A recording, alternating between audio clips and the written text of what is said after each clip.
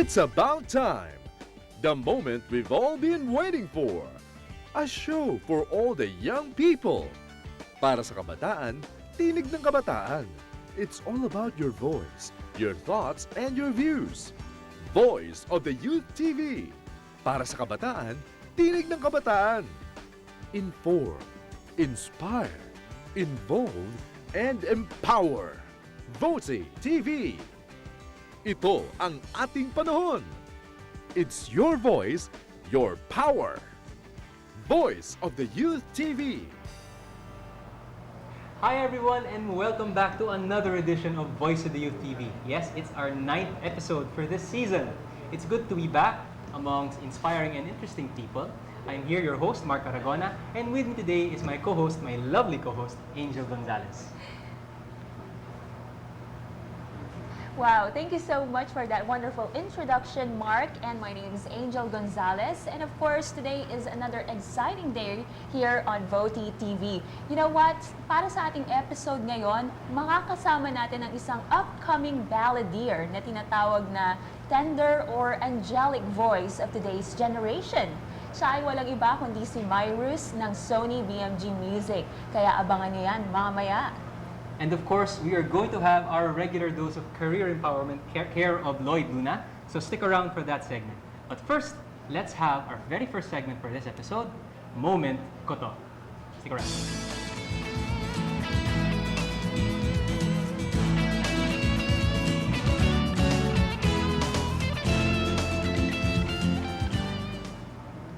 Hello once again, guys. Alam nyo, excited talaga ako to interview our first guest for Moment Ko To, for today's episode, that is. He is actually, in fact, the first singer that we will be featuring on our show today. You know what? He is actually a recording artist from Sony BMG Music, hailing from Dasmariñas, Cavite. You know, he will probably sing for us later on. Really? His first single. Yes, Mark. Wow. Later on, he will sing for us, Pwede Ba? So you'll never know. He might be singing for us later on. So just stick around for that. But in the meantime, it is my honor to introduce to you our guest. We have Myrus. Hello. Hello, kumusta? Hi, Iris. Nice to meet you. Hello. Hi. How are you today? Kumusta? Okay lang. Masaya. Alam mo, you know what? You've been gaining a lot of exposure lately, right? So, which is a sign that you're gaining popularity. So, how does it feel? Ano yung pakiramdam? Masaya. Talaga? Masaya kasi hindi ko in-expect na magiging ganun talaga. Parang, alam mo yung pakiramdam na unang-una bago pa lang ako. So, hindi, parang sa iniisip ko, bakit gano'n? Kasi, di ba? Parang hindi mo ma-explain. Hindi ko ma-explain talaga, pero super happy ako. But you are here to promote your album, right? Yeah, So, yeah. tell us something about the album. What is the title of the album? Love of course? Cycle. This is your debut album, Yeah, Love correct? Cycle. So, this is from Sony Salamat. BMG Music. Congratulations to Salamat. So, Love Cycle. Why Love Cycle? Kasi 'di ba parang sa mga katulad ko,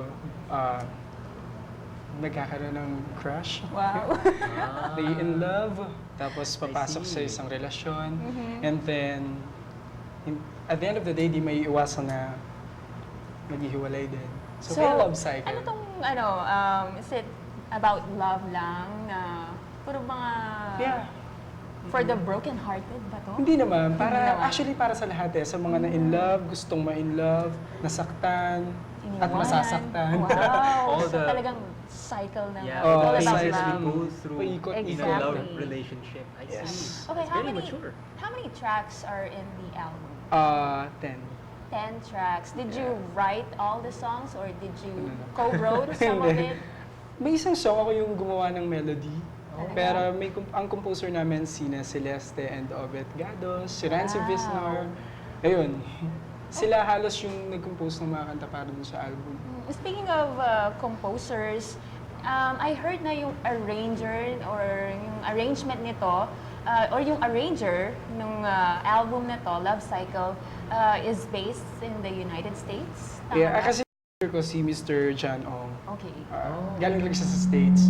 So, and then, yung arrangement ng mga kanta, actually siya yung nag-arrange ng mga kanta ni J-Lo, ni Wow. Mariah Carey yun. So, talagang kakaiba to. It's Oh, like, kakaiba. Yeah, pero international. yung mga songs niya, lyrically, Pinoy na Pinoy, Pinoy. Pinoy na pero Pinoy, yung oo. sound, it's like foreign, no? Parang galing. definitely. So, tell us, paano ka na-discover? Ako, actually nakakatawa kung paano ako na-discover. Na-discover ako sa Friendster. Friendster? Yeah. Oo. Okay, paano Friendster? Di ba, you Yung meet iba sa friends YouTube, doon. di ba? Yung iba sa YouTube, mostly. Pero ako sa Friendster, kakaiba talaga. Kasi, meron akong friend, kasali siya sa Game Girls. Search for Game Girls, ng Yung Lineage 2. Lineage 2, Yeah. yung online game. And then sabi niya sa akin, kung message ko daw yung manager na maghahawak sa kanila. Kung okay. gusto ng ganyan-ganyan. So sabi ko, sir, are you looking for a male singer ba? Ganyan, nilagay ko yung contact number ko. And then nagulat ako, tumawag agad sa akin. Like, Then, gaano katagal naghintay? isang araw. Wow. tapos tumawag and then kumanta ako sa phone. Magkausap kami, pinakanta niya Sa ako. phone, wow. Yeah. Tapos di ko makakalimutan yung song ni Michael Bublé, yung Home. Kasi yun yung kinanta ko sa kinanta mo. kanya. Tapos sabi nga sa akin ni manager, kinalabutan daw siya nung narinig niya yung song. So, Okay. Sino ba yung mga musical influences mo? I'm sure si Michael Bublé kasama Oo dyan. naman. So, who else? Si Gary V.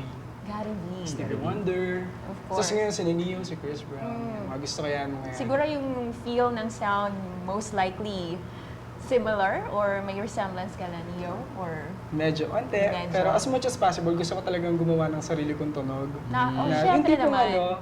Parang pag narinig, magmamark, Oo. pag narinig nila yung kanta, uy, si Myrus yun That's right. Do you have a preference? Do you lean towards ballads, towards R&B, towards... R&B.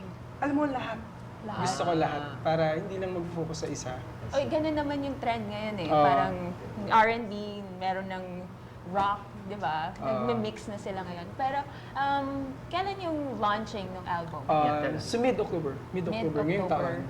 Um, Hopefully, malabas na talaga siya. So, Super excited na talaga ako. right after that, may mga mall shows ka na. Yeah. Yeah, we're going to be looking out for Myros' something Love to- Cycle, the album. And His debut tell us, album. I have another question. Di ba, you have guestings then on TV? Upcoming guestings. Can you Yeah. tell us about that? Sa September 13, nasa Master Showman po ako. So we're gonna see you there. Wow, walang And, tulugan. Walang tulugan. Dapat walang matulog. Panoorin niyo po. Okay. Yeah, and yun. Meron din akong guesting sa Good Night Show with Jojo A sa QTV 11. And basta marami pa. Well, nung bata ka pa ba, sumasali ka sa mga singing contest? Oo naman, sumasali din ako Yeah. sa mga singing contest. Pero Laman ako ng nananalo mga ka amateur. naman. Awa naman ni Lord, nananalo. Okay, And so... you're still 18, just 18 Yeah. years old, right? Wow. You're on your way. Sisimula na siya, di ba? Oo, climbing up that. We're really looking forward to that album. Why don't you invite everyone to grab a copy of the album? Yeah, so sa inyo po, sa inyong lahat, magandang hapon syempre muna. Gusto ko kayong i-invite sana na bumili ng album ko. Supportan niyo po yung album ko entitled Love Cycle. And there's only BMG na ilalabas po ngayong October. Ito po yung naglalaman ng 10 original song. And sana po supportahan niyo po talaga. Sobrang magaganda po yung kanta dito. Piling-pili. Talaga naman pong swak na swak sa inyo. Okay. Yeah. Great. So let's Alright. thank Myros for showing appearing on our show, Yeah. for honoring us with his presence, and we hope to have you again sometime. Yeah, Sure. definitely, right? It sounds like you're going to have meteoric success. Yeah. Sana naman. Salamat. Okay, and then, let's go to a short break, but hopefully later on we're going to hear a little bit more from Myros in a sense, and we're going to hear him actually sing. Very exciting. Yeah. Okay, so we'll catch you a little later. Stay tuned.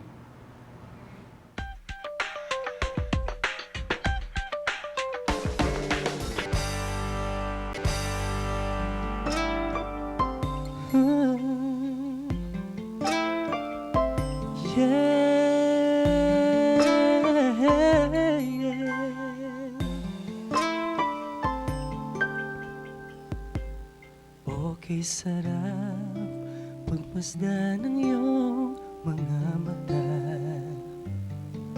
sa tuwing ika'y aking nakikita. Sana'y makatabi upang masabi ang lahat ng laman ng damdamin. Pwede bang kumatok sa puso mo? Pwede bang magaling ang pagmamahal sa'yo? Pwede ba? Pwede ba? Pwede ba?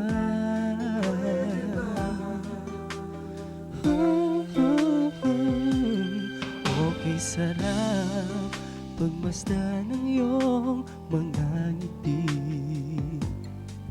Sa tuwing ika'y aking napapansin, sana'y magkatabi upang aking masabi ang lahat ng laman ng damdamin. Pwede bang pumatok sa puso mo? Pwede bang magaling ang pagmamahal sa'yo? Pwede ba? Pwede ba? Pwede ba?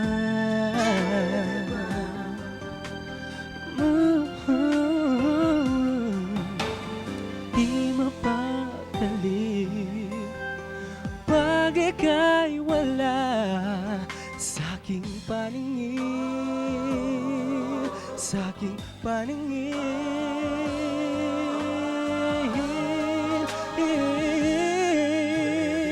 Pwede ba kumatok sa puso mo? Pwede ba pagmamahal sa'yo? Pwede ba? Pwede ba?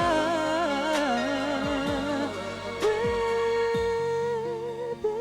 ba? Pwede ba?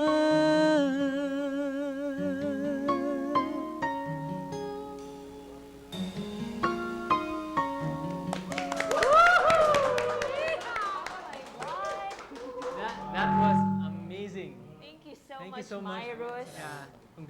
Again, once again, congratulations for your launch of your debut album, Love Cycle. So you guys better watch out for that.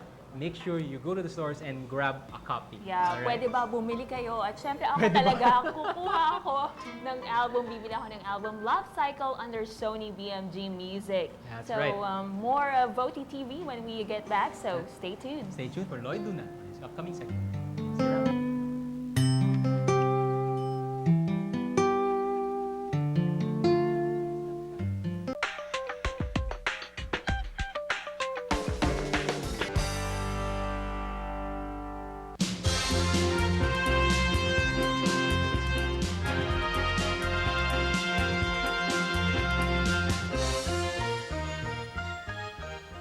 Welcome back, Voice of the Television. Kayo po ay nanonood ngayong linggo. Isa na namang edition ng Career 911. We have a very, very long week prior to this week, and marami na po sigurado nangyari sa inyong mga career and personal development. This afternoon, we will be having a very, very special edition kasi tatawagin natin 3-in-1. Tatlong magkakaibang career ang pag-uusapan natin. Una, career sa government. Ikalawa, career sa private sector, business. At ikatlo, ito yung starting a very, very young na tinatawag natin. Hindi ko na po pahabain pa sapagkat for sure, sa oras na pag-uusapan natin to is masyadong magiging maikli. So, I'm going to introduce them to you now. Miss Chian, she's from the Department of Environment and Natural Resources. Mr. Jojo here is from Envision Solutions. Business Solutions. And Chris Kahilig here is from...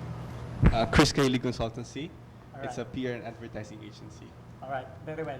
I'm going to throw the first question since I'm the host. So, Miss Chian, what brought you to serve in the government? It was actually not a conscious decision. At first, It's more of it's one of the interests I had in the past. And slowly, nagiging career ko siya.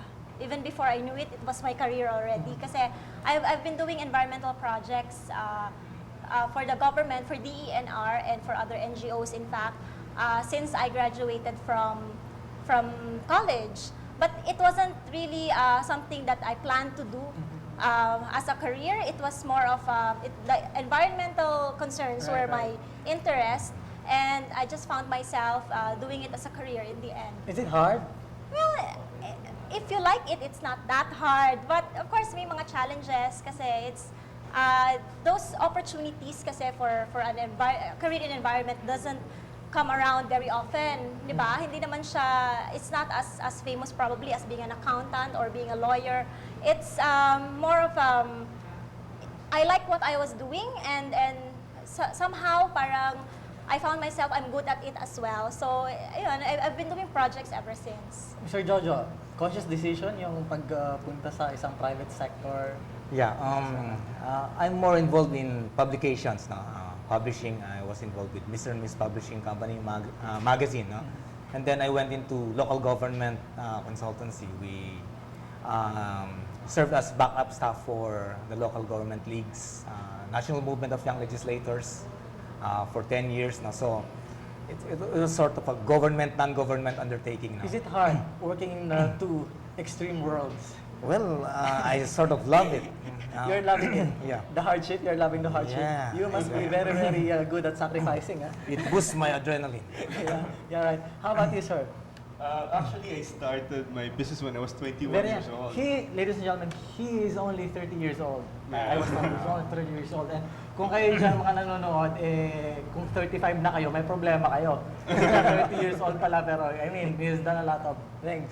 Hindi naman. Actually, ang mangyari lang kasi nagkaroon ng opportunity. I finished college when I was 19. I joined, I taught for a little while in FEU. And then I joined the Old Manila Times. Just right after? Right after college. Because I was taking my master's in UP at that time. So parang feeling ko dati, sabi ko, ang gusto ko talaga maging poet. So yun lang, ganun talaga ang gusto ko. I was planning a very good literary life. And then nagkaroon ng calling. Sumali ako ng Manila Times. Also, nagsara kami because of some problems before. And then what happened was, I worked for an ad agency where I put up a PR department. Nagkaroon ako nung nakita ko, sabi ko, ay, kaya ko pala. What's in between sudden shift? I mean, from your poetry thing and then going to something that is really... There was this really big fire. Just imagine, that was around October of 1998. What happened was, pag uwi ko ng bahay, I just came from a film festival. Tinapos ko lang yung mga papers ko rin nun sa masters ko. Pagdating ko, whatever I was wearing, whatever I have, those are the only things that were left sa akin. So, pagdating ko, sabi ko, I need to have something. I need to bring food on the table and help my family, with the everyday needs. So, sabi ko, I need to come up with a business that is more profitable. Pero akala ko, kikita kagad ako, hindi pala. So, there were just so many challenges. Hindi naman pala ganun kadali rin mag-business. Sa akin naman, unexpected. I found out na meron palang money doon sa environment. It wasn't what I've been trained for kasi I was a Bachelor of Arts in Communication ako nung college And just found myself doing technical things on environmental management, doing, public. Pero it's more of really, yung skills ko naman way back college was used naman. Given a chance now, I'm going to put in a private practice. Are you going to leave the government? Well, because I want to help the government. It's severely undermanned. Sobrang konti ng manpower. Yung resources nila is very, very few.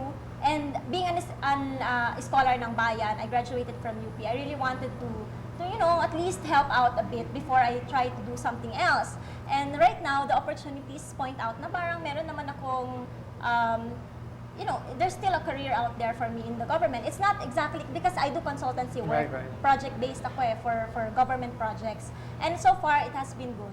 Sir Jo, are we doing enough to help the government? I mean, you're working on both things. When I first left college, we're the first batch of youth leaders, mga well, activist youth leaders kami way back nung people power times, no? We're the first batch of youth leaders na pumasok into government work, no? So, after the Kabataang Barangay was dismantled, we provided a new structure called the Sangguniang Kabataan, no? So, working with government, that was our call. So we are still seeing hope in terms Yeah. of, I mean, from a private practitioner, I mean, in the business, are we still seeing hope in how the government will be doing better in the coming years? Actually, ang basic principle ko kasi as an entrepreneur, each time lumalaki yung business ko, each time na nadadagdagan yung manpower na kailangan ko, each time I give projects to people, mga suppliers ko, etc. Actually, that's creating taxes, that's creating employment. In effect, I am contributing to the government. So, that's why I'm really encouraging also a lot of young people to be entrepreneurs. Because just in case, halimbawa, we have so much unemployment right now, each one of the people na magiging entrepreneur hires 5 people, and that would have so much impact in the Lives. economy and The lives of everyone else. in the lives of people. Yeah.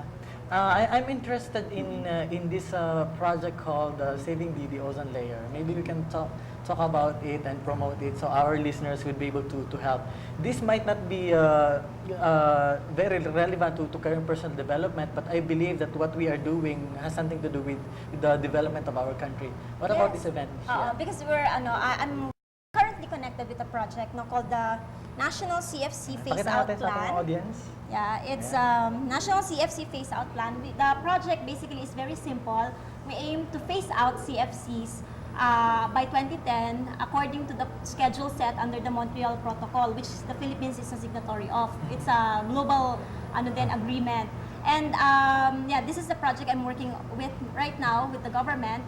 And this September, actually, I don't know if people know about this, but this September is the Philippine Ozone Month. So we're gearing up for a lot of public awareness campaign just to, foster understanding and awareness among the public that we are really phasing out CFC and other ozone depleting substances which depletes the ozone layer and protects us. All right. Yeah. Okay, so we're inviting everyone to join. Yeah, September 26. September 26. We have a fun run which will be held at Quezon Memorial Circle. Circle. Yeah, at 6:30 in the morning. Yeah. 6 to 6:30 in the morning. I will be there. I think I will run as well. So You're You'll running be for very politics? pleased. no, I'm running, just jogging. I'm not going to run for politics. Well, at least hindi pa ngayon. Yeah, I would like to thank you guys for being with me. This is such a very dynamic program and edition that so far we've had. I would like to ask you for one statement each, just one sentence. What can we say our audience to at least empower and help them in their career? For me kasi, if you're looking for a career na perfect sa'yo, don't think about money, don't think about anything else. I believe kasi that a good career is a result of, number one, preparation and opportunity. Kinakailangan mag-prepare ka individually as a person, ano ba yung skills mo, ano ba yung talent mo, and then the opportunity would come. That's the time na you will be very, very successful. So, unless otherwise gusto mo yung ginagawa mo, ako, I can say that, kahit tumanda ako, I still would do the same thing. You can never escape from the things that you're passionate about. Dapat yun yung gawin mo. Okay, Mr. Jojo? The best advice I could give is be involved, know the trade, no? Learn computers, internet, everything. The mass media is here. You're lucky. During our times, may martial law, walang press freedom, but now everything's possible. Go for it. Christian? Okay, you have to really like what you're doing to actually build a successful career out of it. Yun lang ang advice ko. Okay. Ang advice ko, sa akin, sa part ko, ang advice ko, manood muli ng Voice of the Youth Television sa susunod pong Lunes, 5 to 6 p.m. dito lamang sa Destiny Cable, channel number 3. Kung kayo may mga problema sa inyong career and personal development, mag-email po lamang sa career911@gmail.com. Maring bumisita sa lloydluna.com. Ito pong Voice of the Youth Television, mapapanood din in the internet sa votytv.multiply.com. Mag-email po sa votytv@gmail.com at tumawag sa 729-7274. Magandang hapon, thanks for watching.